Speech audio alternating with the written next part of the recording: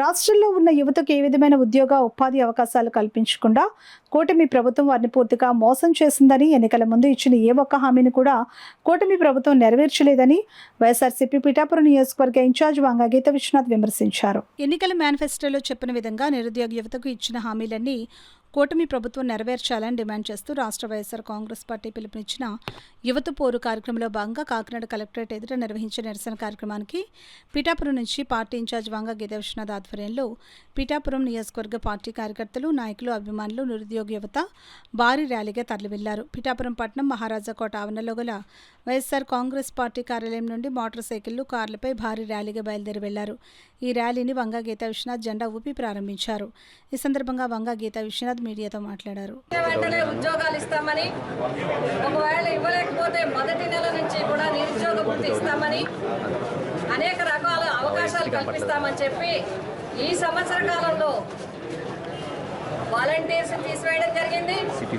అదేవిధంగా మరి ration vans రద్దు చేయడం ద్వారా వాళ్ళకు ఒక ఇంచుమించుగా సుమారు 20,000 కుటుంబాలకి మరి రోడ్డును పడివేయడం జరిగింది.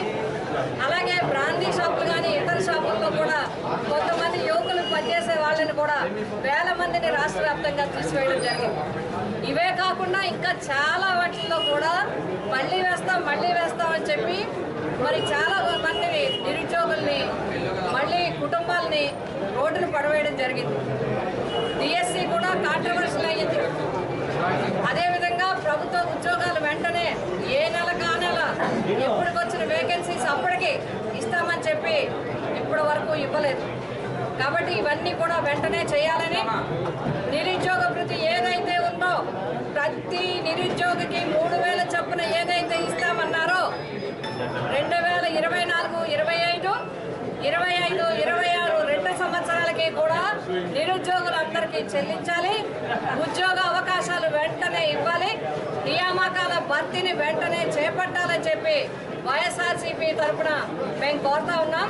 కాకినాడలో జరిగే ర్యాలీకి, కలెక్టర్ గారికి ఇచ్చే రిప్రజెంటేషన్కి పిఠాపురం నియోజకవర్గ వైఎస్ఆర్సీపీ కుటుంబం తరఫున అందరూ సంస్థాగత ప్రతినిధులు, స్థానిక సంస్థల ప్రతినిధులు, మరి అదేవిధంగా అనుబంధ సంస్థల రాష్ట్రం నుంచి గ్రామం వరకు ఉన్న కమిటీ మెంబర్స్ అందరూ కలిసి ఈరోజు ఈ కార్యక్రమాన్ని తీసుకున్నాం. దీనికి యువకులు, యువజన సంఘము, అదేవిధంగా నాయకులు అందరూ కూడా రావడం జరిగింది. ఇప్పుడు కాకినాడ పట్టణం పిఠాపురం ఆఫీసు నుంచి కాకినాడకు చేరుకుని అక్కడ కార్యక్రమాన్ని నిర్వహించడం జరుగుతుంది.